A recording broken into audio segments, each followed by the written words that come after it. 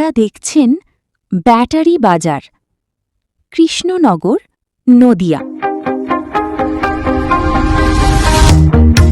Welcome to Battery Bazaar. Gets in Bay. Get the complete Lucent battery solar. Visit us in Krishnanagar or call us today. Welcome to Battery Bazaar. We have everything you need. Let's power a greener future. Battery বাজার সব ধরনের ব্যাটারির একমাত্র বিশ্বস্ত প্রতিষ্ঠান। আমাদের ঠিকানা হল হাতারপাড়া, কৃষ্ণনগর, নদিয়া। এখনকার মতো বিরতি শেষ, ফিরছি খবরে। আপনারা দেখছেন সময় অন কৃষ্ণনগর ফেসবুক লাইভ, সবার পাশে সব সময়।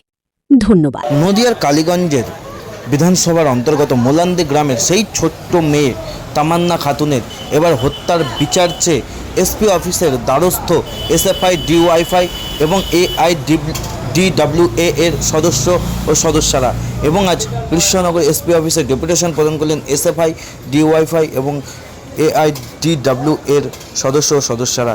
অবশেষে বেরিয়ে সংবাদ মাধ্যমের মুখোমুখি হয়ে কি জানালেন শুনে নেব তাদের মুখ থেকেই।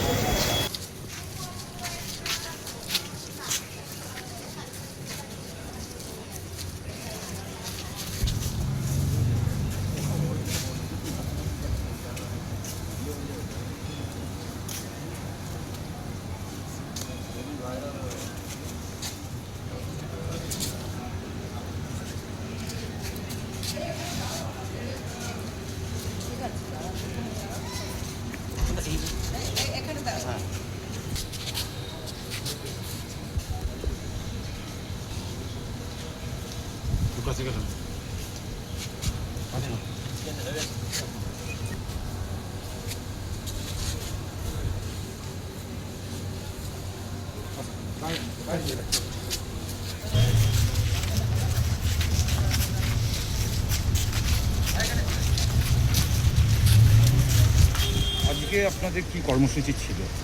আজকে এসএফআই, ডিওয়াইফাই এবং অল ইন্ডিয়া ডেমোক্রেটিক কমন্স অ্যাসোসিয়েশন এডুয়া, তিনটে সংগঠনের পক্ষ থেকে আমরা এসপির সঙ্গে দেখা করলাম, আমাদের লিখিত দাবি সনদ দিলাম। মূল পয়েন্ট ছিল আমাদের তামান্না। আজকে তামান্নার হত্যার 1 বছর পূরণ হলো। এখনও অবধি 10 জন যারা অভিযুক্ত তারা জেলের বাইরে অধরা রয়েছে। ফলে কবে এর সঠিক তদন্ত হবে, কবে গ্রেপ্তার হবে এবং কবে বিচার পাবে তামান্নার মা, তার জন্য জানতে এসেছিলাম। উনি আমাদেরকে বলেছেন অতি দ্রুত এই কাজটা হবে। যারা অলরেডি 2-3কে চার্জশিট তারা দিয়েছেন, যাদেরকে গ্রেপ্তার করা যায়নি এখনও, তাদেরকে খুব দ্রুত গ্রেপ্তার করা হবে। আমরা বলেছি আমাদের টাইম বলুন। উনি বলেছেন আমরা চেষ্টা করছি 10 থেকে 20 দিনের মধ্যে যাতে এটা করা যায়। আমরা একথা বলে যদি গ্রেপ্তার না হয় আমরা কিন্তু আবার আসবো। এর সাথে সাথে আমাদের জেলার অভ্যন্তরে আইন শৃঙ্খলার পরিস্থিতি খারাপ হচ্ছে। নারীদের ওপর, ছাত্রীদের ওপর, মহিলাদের ওপর আক্রমণের ঘটনা বাড়ছে। সের সাথে সাথে মাদকদ্রব্য, হোটেলের অভ্যন্তরে অবৈধ ব্যবসা, এগুলো বাড়ছে। এই সময়কালের মধ্যে আমাদের জেলার অভ্যন্তরে মব লিঞ্চিং, জনরোষের নাম দিয়ে পরিকল্পিতভাবে রাজনৈতিক প্রতিহিংসার যে কাজ সংগঠিত হবে, সেই কাজ হচ্ছে। এই সব কিছু নিয়ে আমাদের জেলার অভ্যন্তরে আইনের শাসন প্রতিষ্ঠা করতে হবে, সেই দাবি আমরা করেছি। উনি অনেক বিষয়, অনেক তথ্য আমাদের কাছ থেকে জানতে চেয়েছেন, সেই তথ্যগুলো স্পেসিফিক্যালি আমরা দিয়েছি।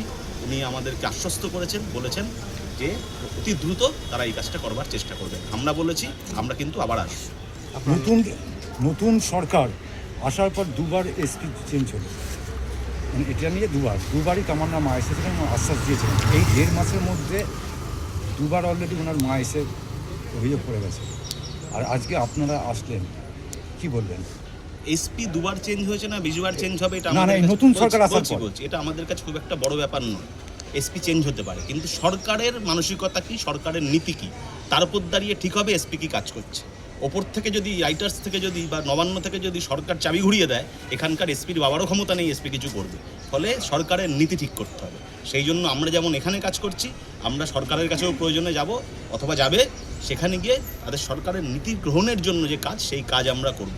1 আর 2 হলো আমরা এই যে কাজ করছি আজকে সারা রাজ্য জুড়ে ছাত্র, যুব, মহিলাদের উদ্যোগে তামান্নাকে কেন্দ্র করে শহীদ দিবস পালন হচ্ছে। ফলে এটা শুধু এসএফআই ডিওয়াইএফআই এডোবার বিষয় নয়, এটা সারা রাজ্যের মানুষের প্রত্যাশার বিষয়। সেই প্রত্যাশাকে সামনে রেখেই নতুন সরকার ক্ষমতায় এসছে, ফলে এই সরকারের দায়িত্ব মানুষের যে প্রত্যাশা তাকে পূরণ করা। এসপি সাহেব কতদিন সময় দিয়েছে আপনাদের? আগামী মাসের 10 তারিখ অবধি সময় দিয়েছে।